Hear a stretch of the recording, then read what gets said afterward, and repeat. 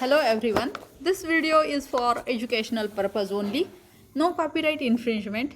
This copyright belongs to its rightful owner. Credit goes to respective video music composers and singers. Today in this video we are going to see Percy Bysshe Shelley's sonnet Ozymandias. This is the lecture of BA Part 1st Additional English.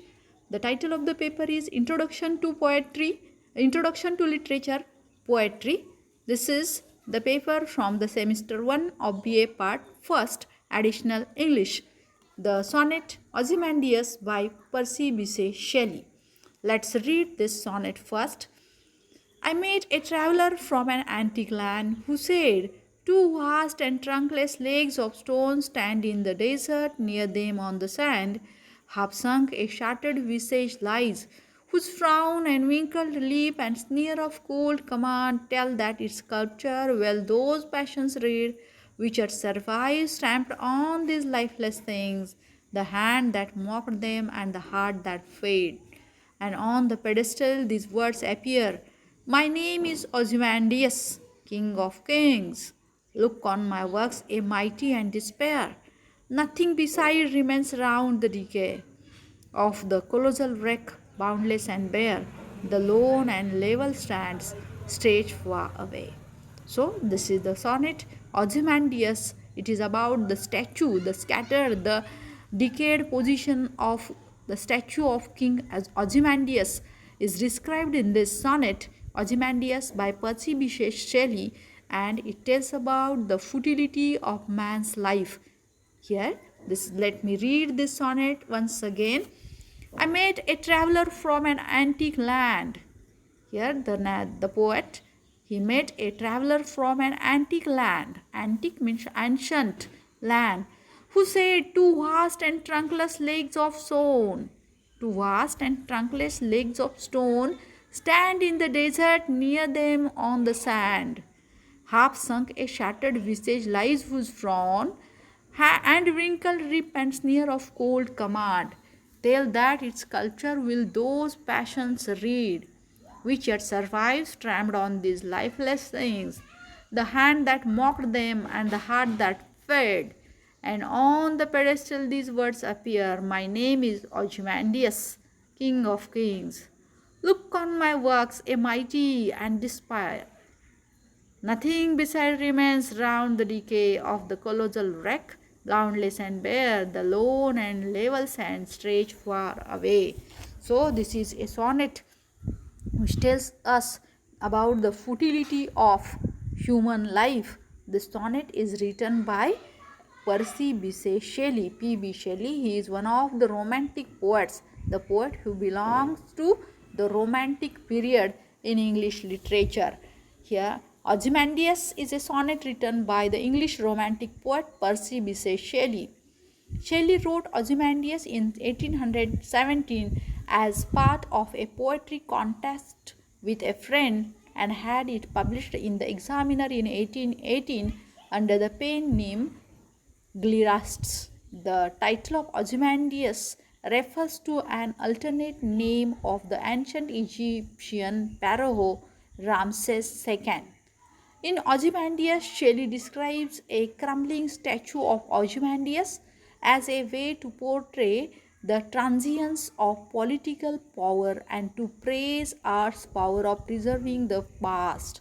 Although the poem is a 14-line sonnet, it breaks from the typical sonnet tradition in both its form and rhyme scheme, a tactic that reveals Shelley's interest in challenging conventions, both political and poetic.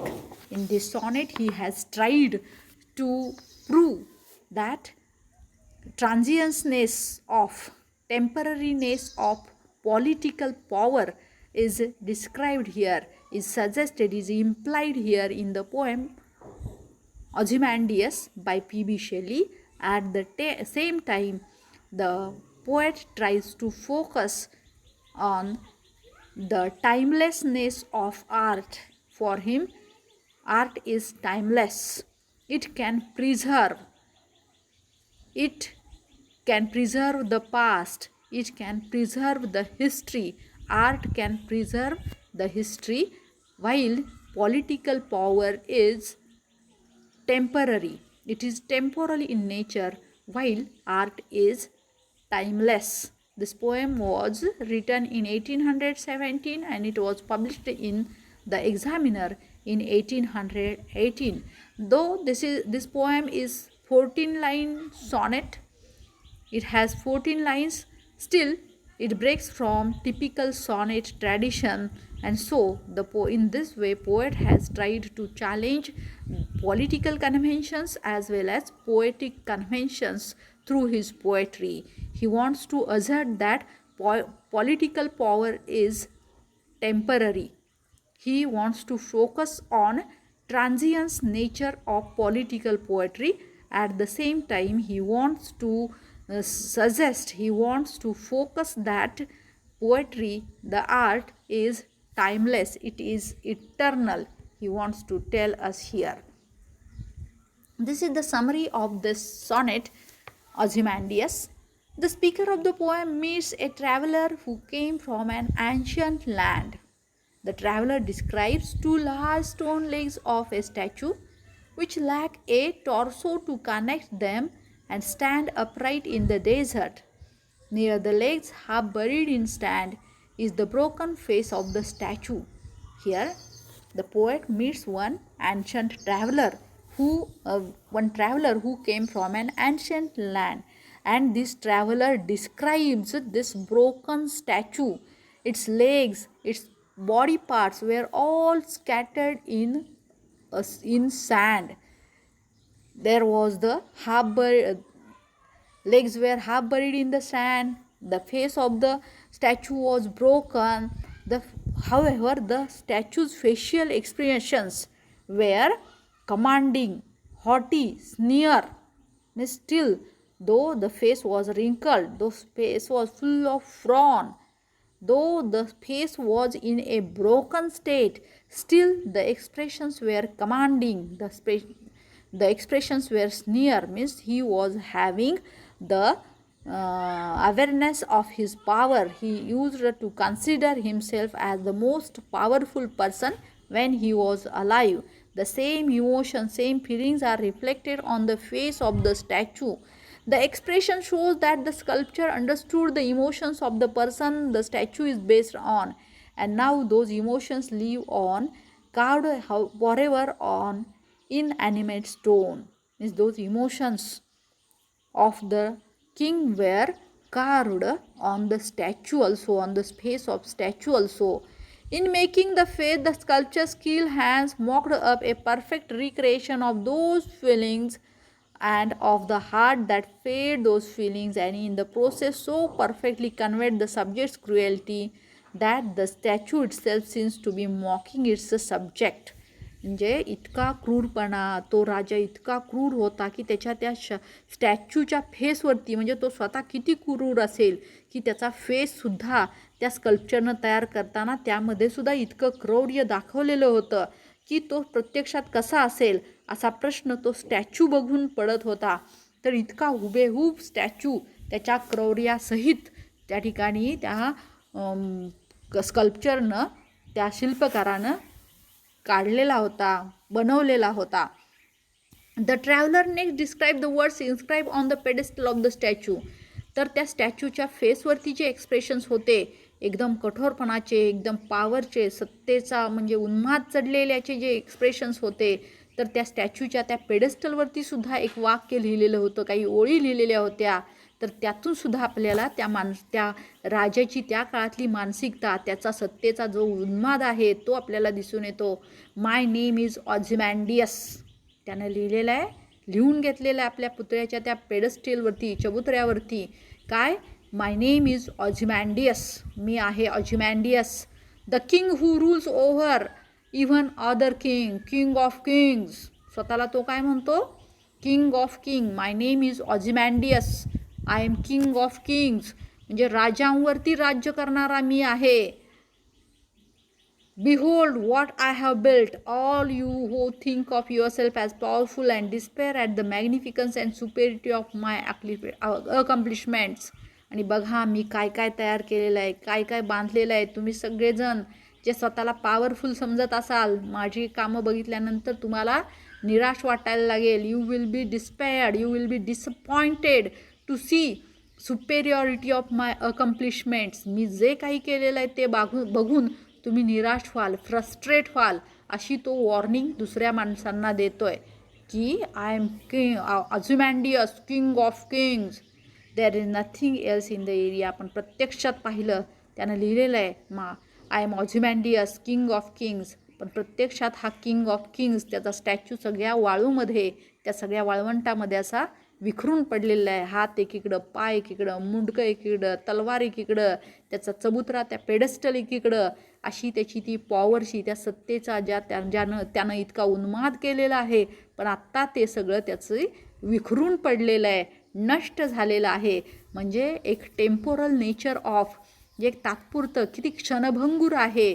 Life is so temporal. तर ही फुटिलिटी, व्यर्थपणा आहे, पोकळपणा आहे जीवनाचा, की त्या ताकद वगैरे ह्या सगळ्या गोष्टी किती क्षणिक आहेत, हे सगळं व्यक्त करण्याचा प्रयत्न पोएटनं केलेला आहे. त्याचबरोबर जरी तो त्याची पॉलिटिकल पॉवर, सत्ता ही सगळी तात्पुरती असली तरी जे कला आहे, ज्या कलेनं त्याचा हा स्टॅच्यू जतन करून ठेवलेला आहे, त्याच्या चेहऱ्यावरचे एक्सप्रेशन्स जतन करून ठेवलेले आहेत, तर अशी कला, हे आर्ट मात्र नेव्हर एंडिंग आहे, इटर्नल आहे, चिरंतन आहे, असं त्यानं सांगितलेलं आहे. Surrounding the remnants of the last statue is a never ending and barren desert with empty and flat sand stretching in to the distance. तर तिथं काहीच I am king, I am Ozymandias, king of kings असं म्हणणाऱ्या त्या ऑझिमॅन्डियसचा statue, त्याचे हात पाय एकीकडं, मुंडकं एकीकडं, अशा अवस्थेत त्या वाळूमध्ये असा स्ट्रेच होऊन सगळीकडं विखरून पडलेला आहे. आणि संपूर्ण त्या डेझर्टमध्ये ते केवळ नेव्हर एंडिंग बॅरन डेझर्ट आहे. आणि त्या बॅरन डेझर्टमध्ये त्याचा हा एक मोठा असा स्टॅच्यू इथं पडलेला आहे. देर is nothing more than that.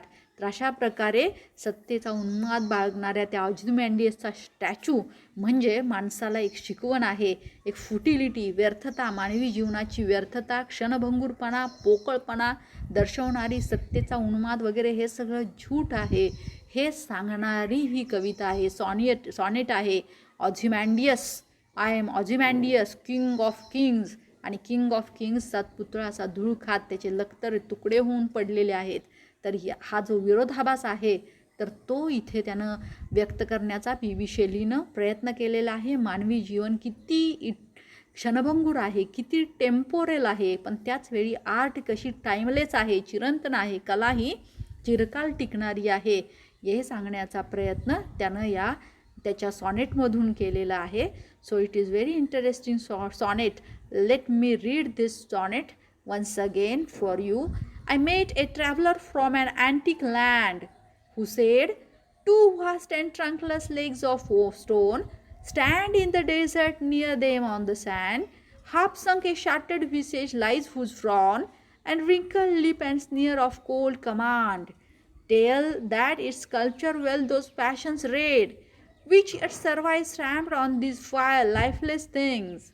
The hand that mocked them and the heart that fed, and on the pedestal these words appear. My name is Ozymandias, King of Kings. My name is Ozymandias, King of Kings. Look on my works, a mighty and despair. Nothing beside remains round the decay.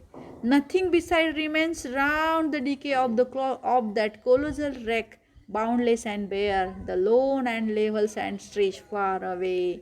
Boundless and bare, the lone and level sands stretch far away."